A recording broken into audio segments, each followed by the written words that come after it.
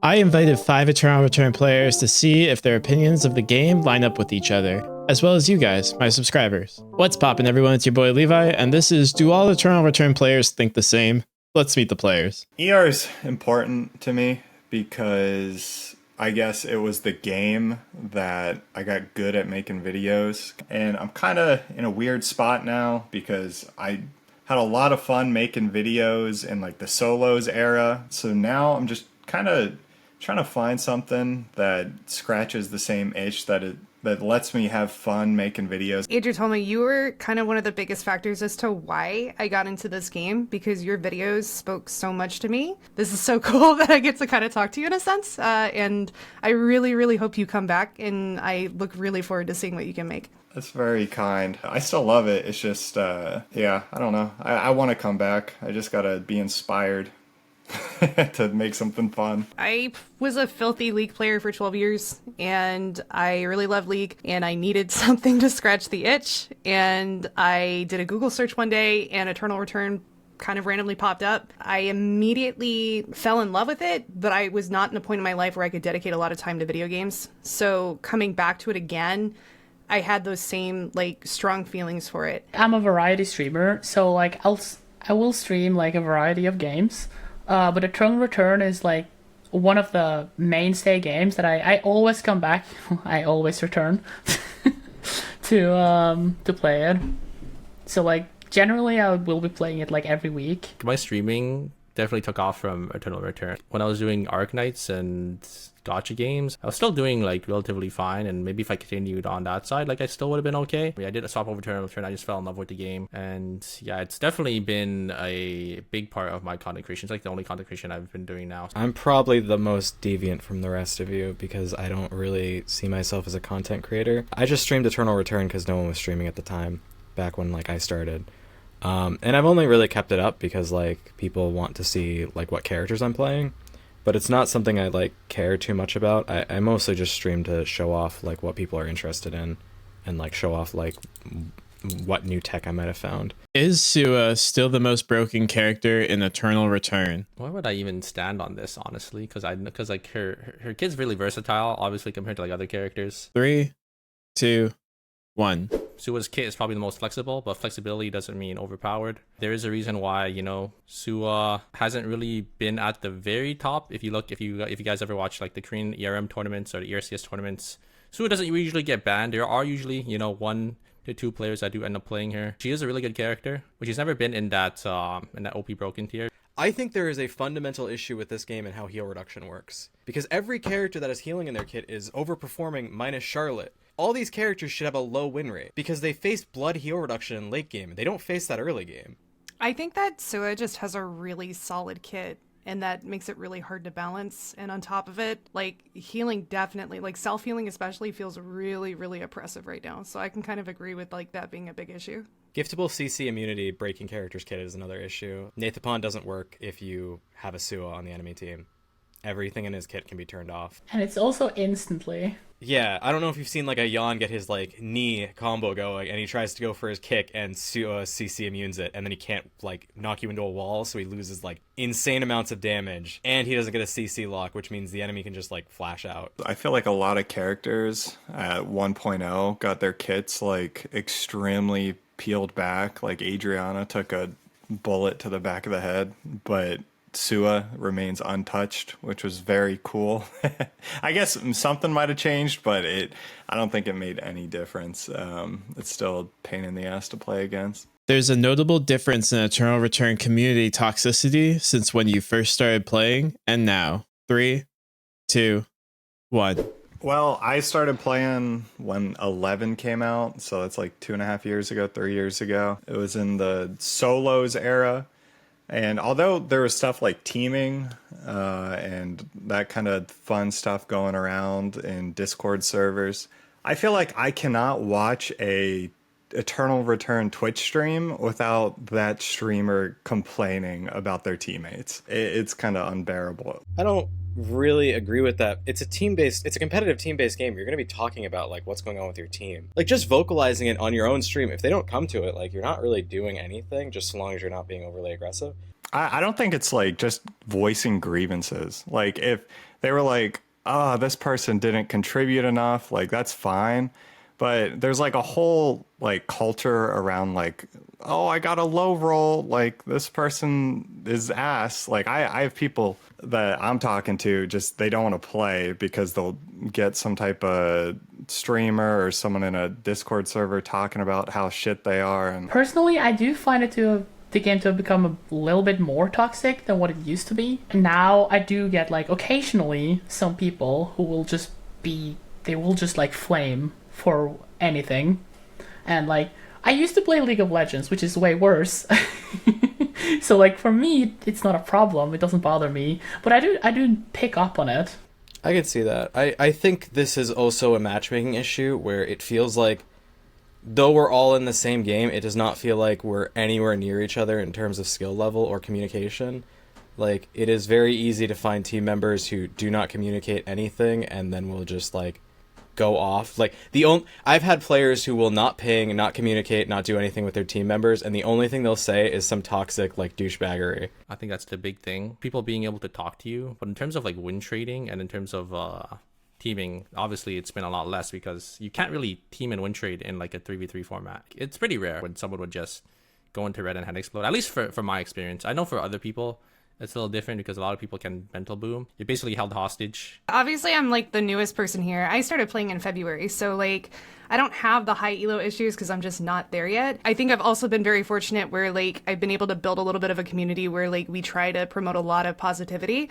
But I have heard from a lot of the higher elo players that come into the Discord that they've had a hard time with that type of atmosphere, especially when you start climbing into the higher echelons. And it sucks to hear that that's what's at the top. And I don't feel like it should be that way. I was here since the beginning, and there was a very big, like, old guard versus new guard thing going on with really old Eternal Return, to the point where the old guard would actually just sit in Gen Chat and make fun of brand new players and shit on them. It was actually the reason I mained Nadine, because I got laughed at and called an absolute clown repeatedly for saying that Amp Nadine could literally break the game wide open by stacking traps. I proceeded to win 2 tournaments stacking traps on Nadine. The barrier of entry to Eternal Return is too high. 3, 2, 1. I was able to go on YouTube and find some of the information that I felt like I wasn't having. I did try playing during solos one time, like many years ago, and it was like incredibly difficult for me to understand all of like the information I had to take in. I can definitely say that I like how hard it is to get into the game. I think it kind of keeps out the really toxic shitters that are going to come in and just say, oh, this game's garbage, because I can't tolerate making good decisions on the fly because they're so used to having like a 5-man team to crutch them. In comparison to the early access, it was definitely much harder then. But I also played League since season 1, so I'm also very experienced in MOBA, so a lot of that translates over. But for somebody without 10 plus years of League or MOBA experience, it would definitely be a lot to take in, and especially now as we're getting more and more characters as well, it'll kind of just raise the barrier of entry a little bit more. It has gotten a lot easier, and EA, you're kind of on your own. You would have to basically craft all your items yourself. There is no loot distributions or anything, so you kind of have to go to different zones to get your crafts. Eternal Return is actually pretty easy to pick up. Like, your item buy sheet is basically kind of listed out for you, whereas in other MOBAs, basically have to know what you need to buy. And I think that's like the big thing. In ER, you just walk around with your team, you clear animals, you look for team fights, you play for the objectives, and like that's it, right? I think we can all agree that a lot of the new season mechanics haven't really added anything to the game. Weather does not change how games play, more or less. It's another barrier for a new player to interact with.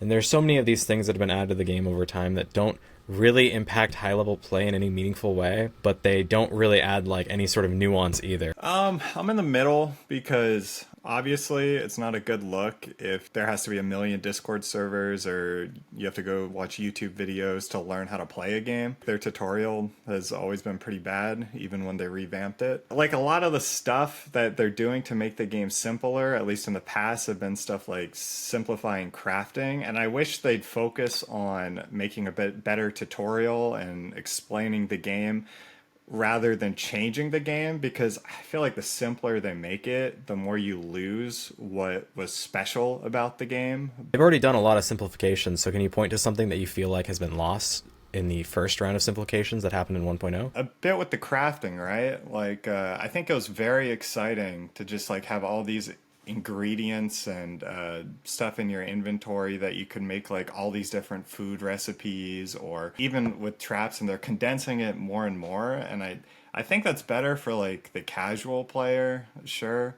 But I don't know, it lost a little bit of what was special about it. I will say I don't miss the 3 Antioch William builds that were running around. No, getting rid of ammo was the best thing ever. Yeah. Eternal Return will never blow up without adopting a big streamer.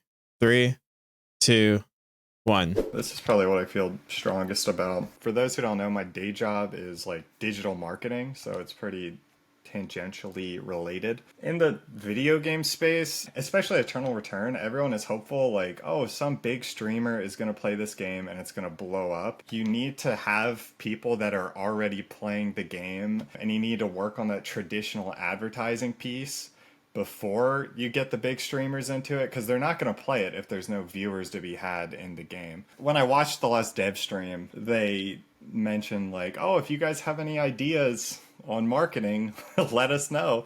And it's like, man, that's crazy. Yeah, I agree with that. As if a big streamer were to pick up the game, it would definitely help, but that's not where the main issue is in that regard. Like, they need to do more marketing, at least in like Europe and NA, for it to blow up more. Games can be good, and if the advertising is good enough, the game can make big streamers. I don't know if you saw on Twitch lately, but there's been like a lot of big Chinese streamers that are playing the game, so it's kind of still doing really good on the KR side, on the CN side, and I think recently they actually just advertised in a Thailand game show. Yeah, they just advertised over there, so they're definitely pushing. I think if they spent that money they used for XQC, which was likely like $1 million given his rates, and they spent it on a lot of like small like Dota or League streamers who've got like mid-sized communities, I think that would have been a lot more impactful and maybe even ensnared some of them into like enjoying Eternal Return. These big fish are never going to be helpful for any game because I've never seen these partnerships work out in any case. It would only work if this big fish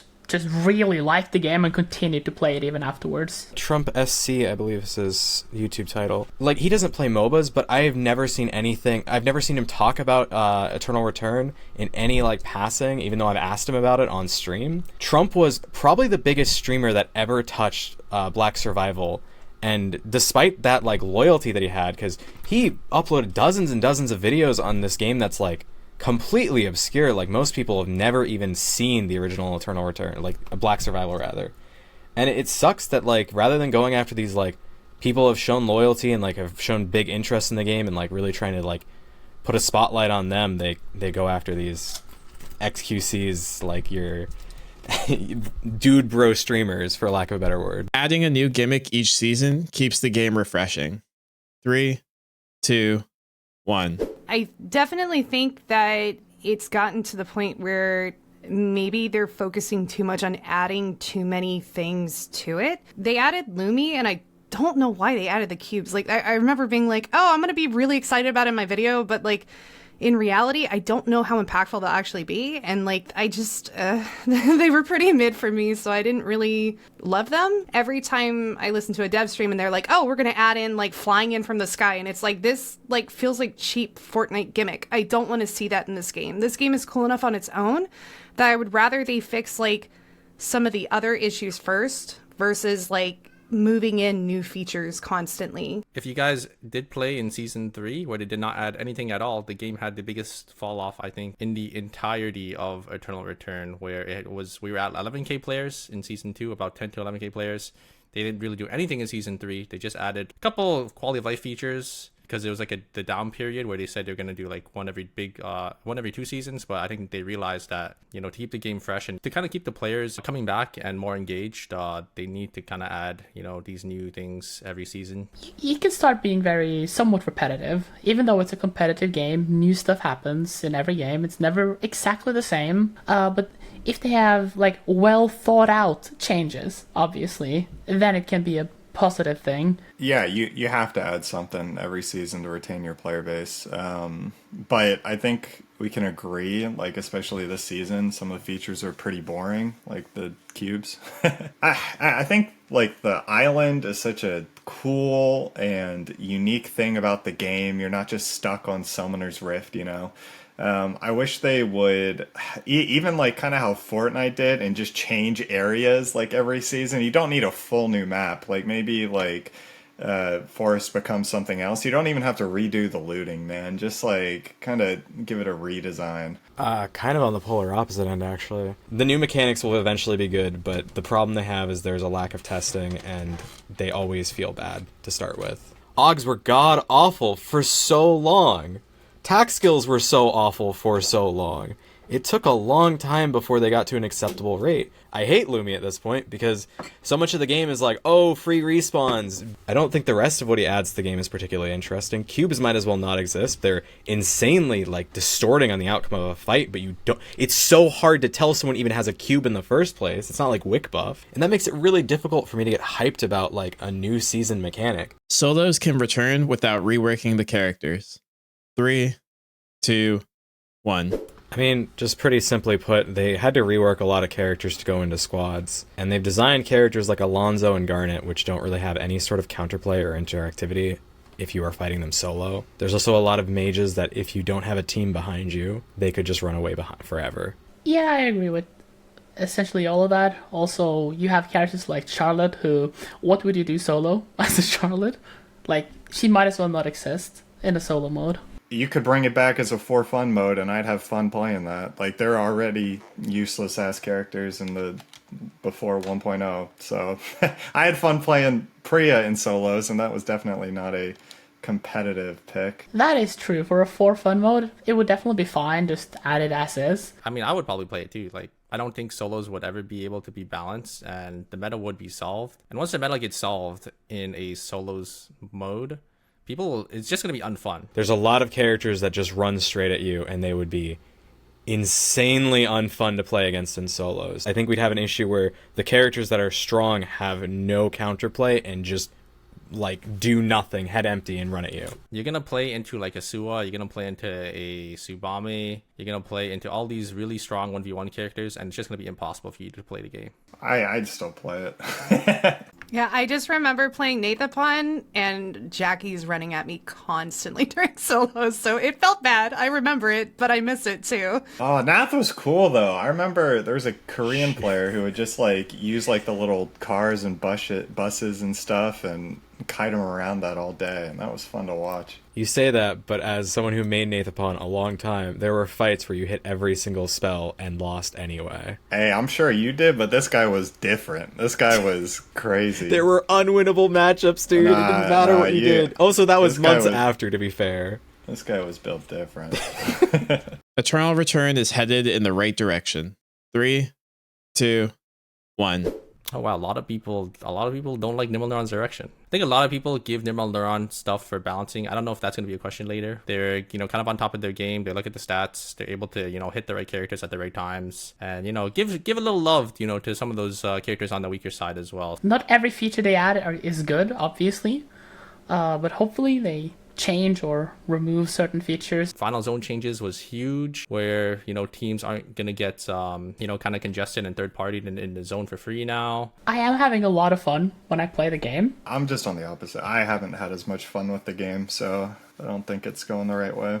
Anybody that watches my channel, or if you're in my Discord, knows that I am really butthurt about the lore changes. I like this game because I like that it's complex and the characters have a lot of depth to them. There's a lot of mechanics with the characters that I think are a little risky in terms of new players coming into it, but I've seen them with their newer characters that they come out with, and especially with the lore rework where they just made it super easy for anybody to kind of pick up the character, and like that kind of burnt my ass a little bit. I was like, the reason why I play this is because I like the depth behind it. I worry about the identity of it being like a challenging game kind of going to the wayside in favor of having newer players have better access to like learning everything. The new character designs in general have been not great. Either their kits are like super overloaded with things just doing a billion things like Lenny, or they're just like characters that just like are completely, straightforward and they're really hard to interact with. Garnet, Alonzo are probably the biggest examples of that. But at the same time, this game has seen like the best growth it's ever seen as of late. Like this time last year, this game pretty much had the same player numbers That's unheard of for Eternal Return. Normally we're bleeding constantly. This is the first time we've actually like sustained players. There was a dip in the middle and we got it back, but I mean, clearly something they're doing is working. It's just not necessarily what the veterans want. The looting and crafting phase is a necessary part of Eternal Return. 3, 2, 1. I like crafting. I know that's like the biggest gripe with new players, but it's one of the things that helps set ER apart from other MOBAs. I don't know. I have fun with it.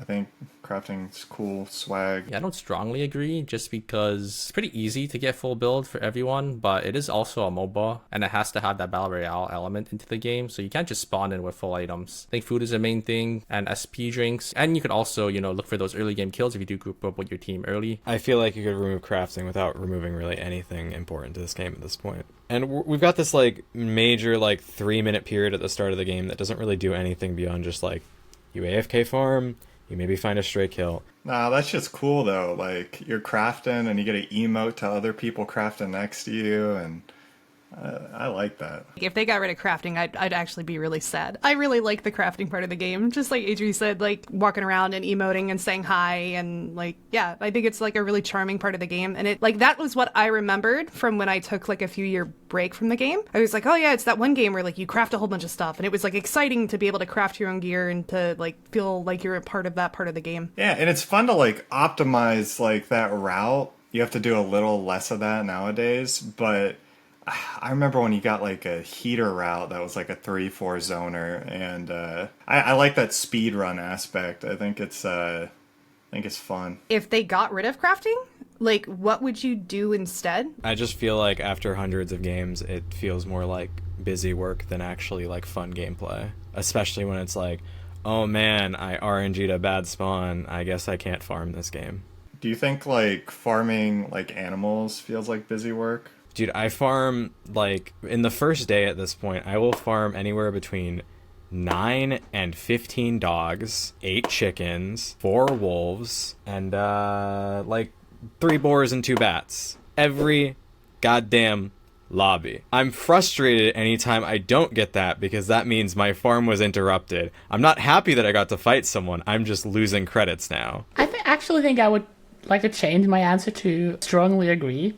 Thinking about it, it's very fun to like optimize my routes, getting all my items, even if I get a bad spawn. Like, yeah, it sucks to like not get the like a good point, but like, how can I try to make that work? I would wait in longer queues if it meant tighter matchmaking. 3, 2, 1. My reasoning is when you're at the highest level of play, matchmaking and tighter matchmaking kind of means everything.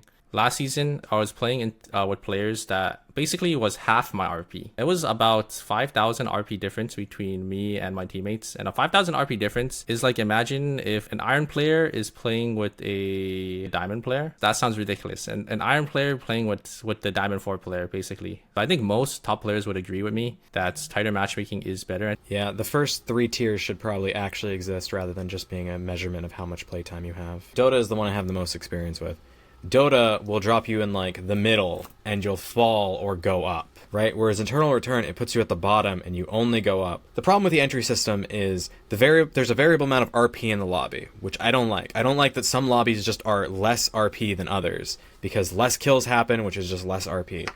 I like it much more when there's a set amount of RP on the line and it's divvied up based on our placement for the lobby. I really at one point want to AFK and see if I can climb, how high I can climb by just leaving at the start of the game. Obviously that would be toxic as hell, but I'm really curious how high one could go just off being completely dead weight. Yeah, I feel like the variable that changes is how much RP that you need to climb up, when it should be the variable changing is who you play against and like those better players. I said disagree here though, because I don't like waiting for my queues. If it's not balanced, it's not balanced. I just want to get in. Yeah, that's kind of where I am as well. Sometimes I might get curb stomped because I get somebody who's way higher than me. Most of the time, I'll have a good time and I'll get it faster. And I think for the health of the game, that is probably better. I will personally wait a little longer, but I can also see like why you wouldn't want that to happen. Yeah, I guess it's how long you're having me wait. Like if it's another minute or two, sure. Right now what we've seen is the wait times are going up and there's no improvement. I wish that the buy-in was like a different system.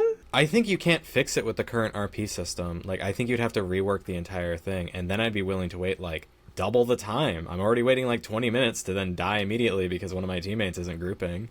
So I'll wait 40 minutes. That sounds like a better experience. I'll, like, boot up a different game and, you know, vibe. It feels really bad to be in a like what I thought would be of like a platinum lobby and my teammate is silver and then I'm against diamonds and like what am I supposed to do? Like obviously I need to get good, but at the same time like I'm not getting more points by beating these people, so like what is the benefit there? The Eternal Return world is more interesting than the game. Hyunwoo Simulator, let's go. That game's already dead, man. If you want to talk about Wildfighter, be my guest. That game was so shit, man. I tried it. Does that even have lore? It does, but it's like stuff you already know in like Immortal Soul. I weep reading the lore from Black Survival and then reading this stuff in Eternal Return because I'm like, not only was the art better, but the story was better. Like, we got gypped. I hate the sanitization, man. Like, that's the thing. It's like, oh, what atrocities happened to Chiara? Just some bad things. Is Isol like a sadistic murderer? No, he's just kind of, you know, here. I didn't understand like the tone of the game when I first started because I was like, it's supposed to be really dark, right? Like the music's really creepy. Like what's going on? And then I have like Leon talking about how he wants a gold medal or some shit. And I'm like, what? 3, 2, 1. I've kind of gotten burnt out with the game. So a lot of the times when I'm coming back, it's because there's like a new character added or there's something new like on the island. That like love for the game hasn't changed, but the love for the gameplay has changed a bit. I disagree. Every time I see a cinematic, I think the character's way cooler than they actually are in game. So I'm tired of getting lied to. I'm not gonna lie. I really just want them to come out with new stuff because there's a lot of people that are really interested in the lore and I can only point them to Lumia projects so many times. I enjoy the gameplay more. I felt like the lore was more interesting before. Like now it's still there and like I'll read it on occasion, but I don't really feel like reading the game. I feel like getting into the game. The lore sucks now. Black Survival had really good lore. Everything from just the lore itself to like talking about why characters felt the way they did, like giving really good performances for them. If we had Black Survival lore, yeah, I would find it much more interesting in the game, but we have Eternal Return lore, which isn't anything. I mean, I do like the lore of the game, and I think it's cool, but I think the game itself is, you know, what's kind of keeping the players and everything engaged, right? A lot of people like the MOBA Battle Royale aspect. Obviously, they do have the achievement page now, where you could read a lot more about it. But I know they had a manga before, but I think they kind of got discontinued. They haven't really been doing that anymore. Eternal Return has made a positive contribution to my life. 3, 2, 1. I don't know. Eternal Return's been like more or less fun, but it hasn't been, I'd say, uniformly a good experience. There have definitely been ups and downs on the 4 or 5 years at this point I've been with this community. A lot of people have left Eternal Return, so a lot of like it has become a very fractured sort of thing for me because like I don't really have friends that play this game anymore. Most of them have moved on to other things. It's one of the reasons I'm back in Dota is a lot of them went back. It's positive for me. I don't know. I think about it sometimes, like if I put like the last 3 years of like making videos and like really trying to make good stuff into a different game, would I be able to do like my passion project as like a full-time thing? And sometimes I get like a pang of regret, but for the most part, I don't know, if I go back and watch some of my favorite stuff, I feel very happy and very thankful of ER and the community. I've had so much fun with the game. You know, I made so many friends, so many online friends. You know, I flew out to the US to meet up with, you know, Frankie and them. For me, it's been a really good time overall. I played League since like season 1, and then I discovered Eternal Return, and it just was a fun time the entire time for me, and it's just become more fun as I've been playing it and meeting people. I've always wanted to do content creation, but I was a League player, and it's like, how do you break into that community when everybody's already so established? And I was really scared to just upload, and then I found Eternal Return, and I was like, I just want to say things about this game. And I've been very fortunate that like I started a Discord and we have like almost 400 members, and it's called Eternal Connections. We do monthly duo tournaments. Every week we do some sort of event. Last week it was Cobalt, and this upcoming week is going to be in-house duo scrims. If we get enough people, we turn it into squads. But yeah, Eternal Return has become like a very special thing for me. Whether or not my channel was successful, I don't really care. It's more of like the fact that the game's good, it's a great challenge, and that I've made some friends along the way. It's like, hell yeah, like I love that. That's awesome. If you enjoyed this video, I have a full playlist of Eternal Return discussion videos, like this one. Click or tap the screen now to be taken to a video discussing 12 things that you might not remember from Eternal Return Early Access.